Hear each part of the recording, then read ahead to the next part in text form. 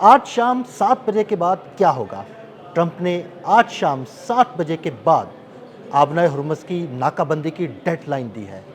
क्या America आबनाए Hormuz की नाकाबंदी कर पाएगा?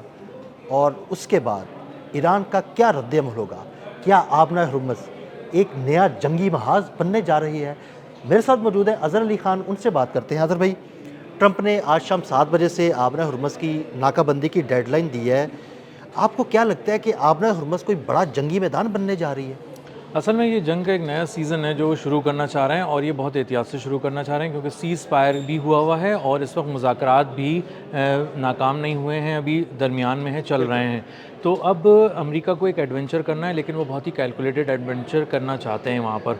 और वो अब आबनाए हुर्मुज़ ही उनके पास बचा है क्योंकि ईरान में सिर्फ वो फ़िज़ाई कार्रवाई कर सकते थे जिसका इम्कान अब बहुत ही कम रह गया है। तो अब आबनाए हुर्मुज़ को वो अब एक नया मैदान जंग बनाना चाहते हैं और उसके लिए ट्रंप ने सोचा है, एक ख़याली फिर पुलाव पकाया है कि मैं आबनाए हुर्मुज़ को ब्लॉक करूँगा, आने और जाने वाले जो वेसल्स हैं, तिजारती जहाज़ हैं, उनको रोकूँगा और उन जहाज़ों को रोकूँगा जो टोल अदा करके आ रहे होंगे, जो ट्रांज़िट फ़ी अदा करके आ रहे यानी होंगे जो ईरान की। ईरान को ट्रांज़िट फ़ी अदा करके जा रहे होंगे या आ रहे होंगे। आ रहे होंगे और ईरान जो है उनसे ले चुका होगा तकरीबन, जो कहते हैं कि 20 लाख डॉलर तक एक तिजारती जहाज़ के वो लेगा। तो जब वो करके निकलेगा तो उसको वो कह रहे हैं भत्ता ले रहा है ईरान, और भत्ता ले रहा है तो मैं भत्ता लेने नहीं दूंगा। तो जो आबनाए हुर्मुज़ क्रॉस करके आएगा फिर हमारी नेवी उसको रोकेगी, उससे सवाल करेगी, यानी इनडायरेक्टली हम ईरान को दबाव में लेंगे, प्रेशर में लेंगे और कहेंगे कि तुम कौन होते हो पैसे लेने वाले, और फिर इस तरह से कशीदगी बढ़ेगी और वो फ़ौरन ही एक जंग की सूरत में बन सकती है। तो इसके लिए उन्होंने अपनी बहरिया को कहा है कि तुम अब तैयारी करो। सेंटकॉम ने भी काफ़ी तैयारी की है इस हवाले से और कहा है कि बहुत सारे ऑप्शंस उन्होंने कहा है कि देखा है और बाकायदा उसको नाम दिया है कि हमने एक मेन्यू जो है जंग का उसको बैठ के देखा है कि मेन्यू में क्या क्या हो सकता है। तो उसमें उन्होंने देखा है कि हम कहाँ तक जा सकते हैं, पर्शियन गल्फ़ में या खलीज फ़ारस में कहाँ जा सकते हैं, आबनाए हुर्मुज़ में कितना करीब जा सकते हैं और वहाँ ईरान की तैयारी क्या है। तो वो वहाँ पे आज शाम 7 बजे एक शो शुरू करने जा रहे हैं और उसको देख कर ही अंदाज़ा होगा कि आने वाले वक्त में कशीदगी क्या होगी और अगर जंग का कोई स्केल बनता है तो वो स्केल कितना वसी हो सकता है, कितना बड़ा हो सकता है, ये 7 बजे के बाद ही पाकिस्तानी वक्त के मुताबिक पता चलेगा। अच्छा, वो अमेरिका की जानिब से अगर नाकाबंदी की गई, जहाज़ों को रोका गया, तो ईरान का रद्द-ए-अमल, मुतवक्का रद्द-ए-अमल क्या हो सकता है? ईरान ने इसकी बहुत तैयारी की हुई है और ईरान ने सही मानों में आबनाए हुर्मुज़ को पहले बचाने की, अपनी ही गिरफ्त में रखने की और उसके बाद किसी भी जारियत की सूरत में उसे बचाने की तैयारी की हुई है। आप अगर थोड़ा सा जंग से पीछे चले जाएं, यानी 40-45 दिन इसको हो गए हैं और 15 दिन और लगा लें, तो वहाँ पर ईरान मशक़ें कर रहा था, रूस के साथ भी कर रहा था। तो उसकी जो बहरिया की और उसकी जो आर्मी की क़यादत थी वो एरियल व्यू बार बार ले रही थी, देख रही थी आबनाए हुर्मुज़ में हमारी तैयारी कितनी है। तो वहाँ पे ईरान ने बहुत तैयारी की हुई है। ईरान ने सबसे पहले तो वहाँ पे बारूदी सुरंगें बिछाई हुई हैं। अब बारूदी सुरंगें ऐसा महसूस होता है कि शायद ये समंदर में तैर रही होंगी या समंदर के नीचे होंगी, लेकिन ऐसा तो है। लेकिन ऐसा भी है कि उनकी बारूदी सुरंगें, आप कह सकते हैं आसान अल्फाज में, एक मोटर लगी हुई है कि वो बहुत एक तेज़ी से आगे बढ़ती है और अपने हदफ की तरफ और टकरा कर तबाह हो जाती है। तो वो ना सिर्फ हदफ अगर कहीं दूर भी है तो ख़ुद भी बारूदी सुरंग अगर वहाँ नहीं भी है तो चलकर वहाँ पहुँच जाएगी और उसको तबाह कर देगी। तो ये एक इंतज़ाम तो ये हुआ है। इसके अलावा मैंने एक व्लॉग किया था कि उन्होंने समंदर की तह में क़यामत छुपाई हुई है ईरान ने। और वो क़यामत ये है कि उन्होंने कुछ ना एक मिसाइल का पूरा एक निज़ाम फ़िट किया हुआ है उसके नीचे। और समंदर की तह में फिट किया हुआ जी, जी, बिल्कुल आबनाए हुर्मुज़ के पास। और उसका मामला ये है कि उसमें मिसाइल्स जो लगे हुए हैं वो 100 मीटर पर सेकंड की रफ्तार से निकलते हैं, समंदर के अंदर से का सीना चाक करके निकलते हैं और उसको उन्होंने कई बार टेस्ट किया है और उन्होंने देखा है कि किस तरह से अगर हम चाहें तो दुश्मन को निशाना लगा सकते हैं, बना सकते हैं। तो वो उसकी एक्यूरेसी देखकर जो है वो ईरान के हुकाम खुद भी हैरान रह गए और उन्होंने कहा कि हम इसको ज़रूर टेस्ट करेंगे जब भी इसका मौका आएगा।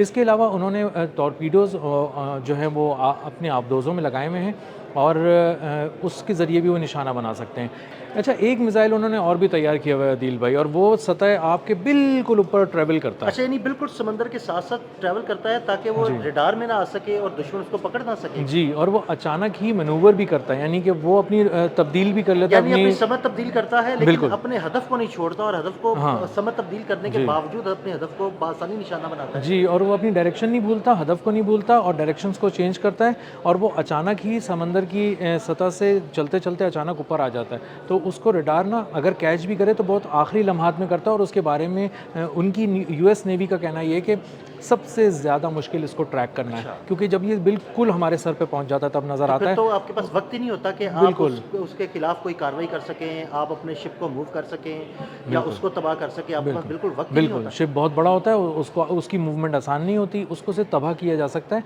लेकिन वो भी इतना करीब आ चुका होता है कि जब जब तक वो इंटरसेप्टर्स फायर करना शुरू करते हैं, वो कहीं न कहीं टकरा जाता है। अच्छा, फिर ये अकेला नहीं आता, ये ड्रोन्स के साथ भी आ जाता है। यानी स्वार्म अटैक की शक्ल में भी जी, हो सकता है, स्वार्म बहुत सारे अटैक। ड्रोन्स हों, बहुत सारे मिसाइल्स हों, जी, जिनमें से चंद एक को तो आप निशाना बना सकें, लेकिन कुछ ड्रोन्स या मिसाइल जो है ना ऐसे आपके नहीं है। शिप को निशाना बना दें।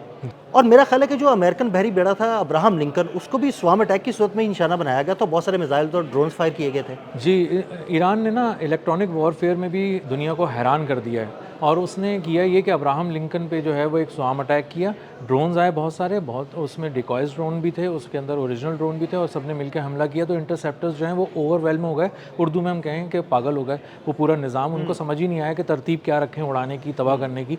तो वो बस इंटरसेप्टर्स फायर होना शुरू हो गया और वो जल्दी से ख़त्म हो गया। उसके बाद स्वार्म अटैक जो था वो बहुत बड़ी तादाद में ड्रोन्स आए थे, वो गिरना शुरू हुए और उसको एक बहुत ही नाकाबिले तलाफ़ी नुकसान पहुँचाया। खुद डोनाल्ड ट्रंप ने कहा कि जेराल्ड आर फोर्ट, जो इनका 4.5 एकड़ बड़ा एक बहरी बेड़ा था, $13 अरब का बहरी बेड़ा था, उसको 17 ज़ावियों से ईरान ने जो है वो निशाना 17 बनाया। दावियों से निशाना बनाया और वो बहुत सारे अटैक्स जो है वो रोक नहीं पाए। जी, रोक नहीं पाए और उसको नाकाबिले तलाफ़ी नुकसान पहुंचा, इस हद तक कि अब खुद यूएस की नेवी ये कह रही है कि उसको जब हमने अपने वर्कशॉप में वापस बुलवाया है और उसकी मरहम पट्टी कर रहे हैं, तो अंदाज़ा हो रहा है कि ये तो अब कई साल तक इस्तेमाल के काबिल नहीं रहा और इस पर बहुत ज़्यादा पैसा लगेगा, और अब ये किसी भी थ्रेट की सूरत में अगर यूएस को होता है तो ये समंदरों में उतर नहीं सकेगा। अज़हर भाई, अगर अमेरिका की जानिब से नाकाबंदी की जाती तो जो तिजारत इस वक्त जारी थी आबरा हुर्मुज़ से, ईरान चलें वो उसका टोल टैक्स ले रहा था, जो भी ले रहा था, लेकिन तिजारत तो चल रही थी। अगर नाकाबंदी की जाएगी तो तिजारत रुक जाएगी।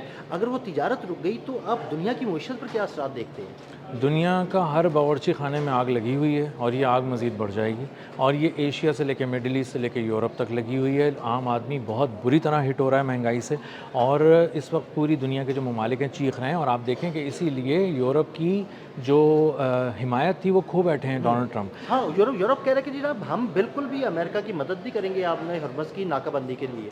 ऐसा ही है, और जब उन्होंने अपने यूरोप के 33 ममालिक को जमा किया ना अपना हुर्मुज़ खुलवाने के लिए, तो लोग ये समझ रहे थे कि दुनिया ये समझ रही थी कि शायद वो ये डिस्कस करेंगे 33 ममालिक बैठ के कि हम किस तरह हमलावर हो सकते हैं ईरान पे, अपना हुर्मुज़ को खुलवाएंगे और वो सब चीज़ें करेंगे। लेकिन उन्हें बहुत ही हैरत का सामना उस वक्त करना पड़ा जब यूरोप के 33 ताकतवर ममालिक ने एक जगह जमा होकर ईरान से रिक्वेस्ट करनी शुरू कर दी, मिन्नतें मिन्नतें करने के करने मेरी कि बार मेहरबानी प्लीज़ भाई यार बोल खोल दो दो यार। यार, सब चीज़ें कर दो। तो उसका इससे बिल्कुल वाज़े तौर पे समझ में आ गया कि ईरान बहुत मजबूत है, उससे पूरा यूरोप मिलकर भी कोई जो है वो उसको थ्रेट नहीं कर सकता।